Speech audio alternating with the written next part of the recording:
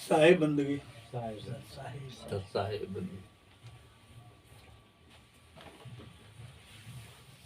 करूं बंदना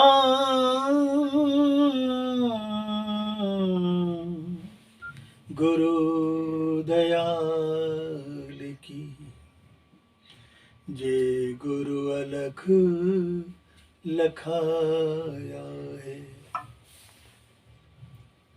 जीवन रहस्य बताए खोली कर, घट में सार दिखाया है।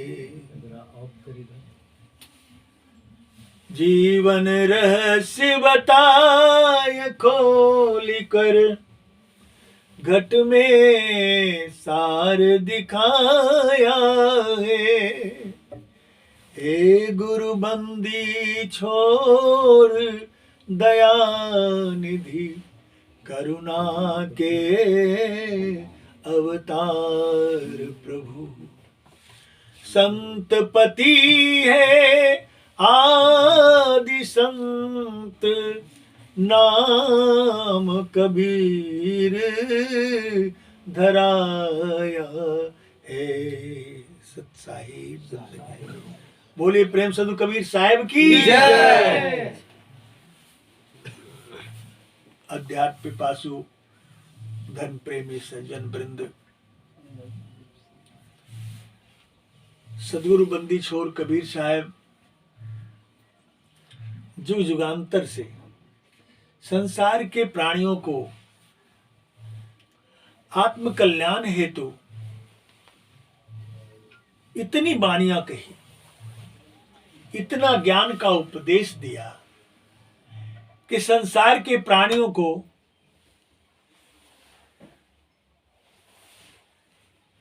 अब तक अगर एक भी वाणी उसे रास आ जाए, उसका जीवन धन्य हो जाए। संसार में प्राणी मनमुख दशा में केवल संसार के सुखों की आशा लिए अबाध गति से दौड़ रहे हैं। साहब का कहना है कि लौटो, अपनी ओर लौटो। तुम बाहर तो जन्म जन्मांतर से जोनियों में भ्रमित होते हुए संसार की ओर दौड़ते आ रहे हो।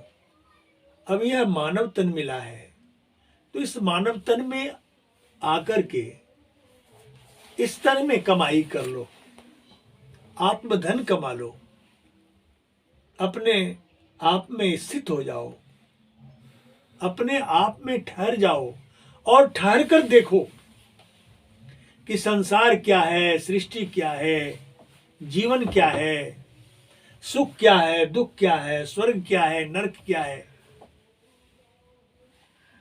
यह तब तक नहीं जान पाओगे जब तक तुम ठहर नहीं जाओगे, स्थिर नहीं होगे। स्थिरता जीवन का सबसे बड़ा लक्ष्य है और मानव तन में ही स्थिर होने का साधन है। 84 लाख योनियों में प्राणी स्थिर नहीं है, सभी दौड़ रहे हैं। यहां तक कि चांद्र तारे नक्षत्र सभी दौड़ रहे हैं, सभी चल रहे हैं। एक मानव तन ही मिला है जिसमें ठहरने का शुभ अवसर प्राप्त हुआ है। इस तन में जो ठहर जाता है वह सब कुछ देख लेता है, सब कुछ जान लेता है और सब कुछ जानने के बाद वह संतुष्ट हो जाता है और फिर उसकी तृष्णाएं उसे सताती नहीं, शांति सुख चैन सब प्राप्त कर लेता है। साहब ने जीवन में बहुत सारे गुरु हैं, सभी सम्मान के पात्र हैं, कोई अपमान के पात्र नहीं है। यहां तक कि माता पिता जब माँ के गर्भ से हम जन्म लेते हैं तो भी हमारे प्रथम गुरु होते हैं। माँ हमें सब क्या क्या नहीं सिखाती है, पिता हमें क्या नहीं सिखाते हैं, व्यवहारिक जीवन में देख लीजिए। उसके बाद स्कूल के शिक्षक गुरु होते हैं, वो सिखलाते हैं, और आत्मज्ञान की बात भी सदगुरु सिखलाते हैं। और आत्मज्ञान की बात जब सीख लेते हैं तब त्राण मिल जाता है, सुख शांति मिल जाती है, टेंशन फ्रस्ट्रेशन खत्म हो जाता है, जीवन स्थिर हो जाता है। स्थिरता की ही तो आवश्यकता है। जो व्यक्ति स्थिर नहीं हो पाते वह दुखी होते हैं। इसलिए वैसे सदगुरु की पहचान हमें करनी चाहिए, वैसे सदगुरु की प्राप्ति करनी चाहिए जो वह स्थिर करा दे, रोक दे, अपनी अवस्था में ला करके ठहरा दे। और जब ठहरे हुए पानी में आप देखते हैं, ऐसे भी जब आप तालाब में पानी हिल रहा है या नदी में पानी हिल रहा है तो उस पानी में अपनी छाया नहीं दिखती है। छाया दिखती है? नहीं। जब वह पानी ठहर जाता है, पानी के ठहरने पर अपना चेहरा भी देख लेते हैं हम। स्थिर शांत पानी में, जल प्रपात में हम अपनी छाया देख लेते हैं। आप देखते हैं चंद्र ग्रहण लगता है, सूर्य ग्रहण लगता है तो लोग बड़े नेमत से पीतल की थाली में, तांबे की थाली में जल रख देते हैं और उसमें चंद्र ग्रहण सूर्य ग्रहण देखते हैं। क्यों? ऐसे डायरेक्ट देखने पर आंख में कोई दोष पैदा हो जाता है, आंखों में कोई बीमारी हो सकती है, पर उस जल में देखने से कोई दिक्कत नहीं है जी। तो मतलब कहने का यह है कि स्थिरता की आवश्यकता है। और आप जानते हैं शांति, स्थिरता, निश्चलता को कहते हैं। जब व्यक्ति अवाध गति से बेचैन हो तो वह कुछ नहीं दिखाई पड़ता, कुछ नहीं सुनाई पड़ता, वो ठहरा ही नहीं है, वह चल रहा है। चलते हुए जीवन में कुछ नहीं दिखाई पड़ता है। आप प्लेटफॉर्म पर खड़े हो जाएं, दो मित्र बात कर रहे हैं, गाड़ी आ गई, दिल्ली एक्सप्रेस या क्या कहते हैं, कोई मेल ट्रेन आ गई, और मेल ट्रेन आ गई तो आप बात नहीं कर पाएंगे, क्योंकि धड़धड़ाहट में आपकी आवाज एक दूसरे नहीं सुन पाएंगे और चुपचाप से चुप हो जाएंगे। आप भी चुप हो जाएंगे, आपके मित्र भी चुप हो जाएंगे। जब वह गाड़ी चली जाएगी तब आराम से आप दोनों फिर बात संवाद शुरू कर देते हैं। उसी तरह से संसार की धड़धड़ाहट में, कलह कोलाहल में, संसार के वातावरण झंझावातों में मन इतना उलझा हुआ रहता है इंसान का कि वो रात दिन बेचैन रहता है, वो स्थिर हो ही नहीं पाता है। तो अंतर में जो आत्मा की पुकार है, प्रभु की आवाज है, वो कैसे सुन पाएंगे? वो नहीं सुन पाते। इसलिए सदगुरु ने यह बताया है, सबसे पहले तो हमें सदगुरु की पहचान होनी चाहिए। सदगुरु कौन है? साहब ने सुनाया शब्द को, सदगुरु चिन्हो रे भाई, सदगुरु चिन्हो रे भाई। सत्य नाम बिन सब नर बूढ़े, सत्य नाम बिनु सब नर बूढ़े, नरक पड़ी चतुराई, सदगुरु चिन्हो रे भाई, सदगुरु चिन्हो रे भाई। वेद पुराण भागवत गीता इनको सभे दिढ़ावे, वेद पुराण भागवत गीता इनको सबे दिढ़ावे। जाको जन्म सुफल रे प्राणी, जाको जन्म सुफल रे प्राणी, सो पूरा गुरु पावे, सदगुरु चिन्हो रे भाई, सदगुरु चीनो रे भाई, सदगुरु चीनो रे भाई। सत्य नाम बिनु सब नर बूढ़े, नरक पड़ी चतुराई, सदगुरु चीनो रे भाई। बहुत बहुत गुरु संसार कहावे, मंत्र देत है काना। बहुत गुरु संसार कहावे, मंत्र देत है काना। उपजे बिन से यह भव सागर, उपजे बिन से यह भव सागर, मर्म न काहू जाना, सदगुरु चीन्हो रे भाई, सदगुरु चीन्हो रे भाई।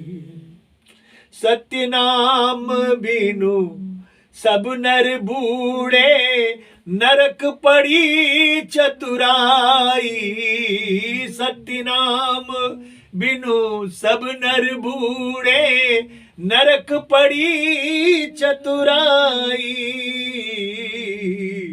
सदगुरु चीनो रे भाई। सदगुरु एक जगत में गुरु है, सदगुरु एक जगत में गुरु है, सो भव से कड़िहारा। सदगुरु एक जगत में गुरु है, सो भव से कड़िहारा। कहे कबीर जगत के गुरुआ, फिर ले अवतारा।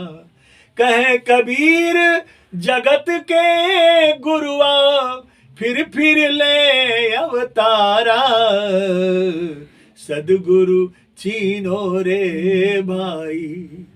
सत्य नाम बिनु सब नर बूढ़े, सत्य नाम बिनु सब नर बूढ़े, नरक पड़ी चतुराई, सदगुरु चीनो रे भाई। बंदी छोर साहब कबीर कहते हैं कि सदगुरु की पहचान करो। सदगुरु की पहचान क्या है? जो मां के पेट से नहीं जन्मा हो, एक जिसे भूख प्यास नहीं लगती हो, जिसे जठराग्नि, भूख प्यास लगती है जठराग्नि के प्रभाव से, जिसे जठराग्नि नहीं व्यापता हो, और जिसे काम वासना नहीं सताती हो, कामाग्नि जिसको नहीं दागता हो, और जो चिताग्नि नहीं उसे लगना पड़ता हो।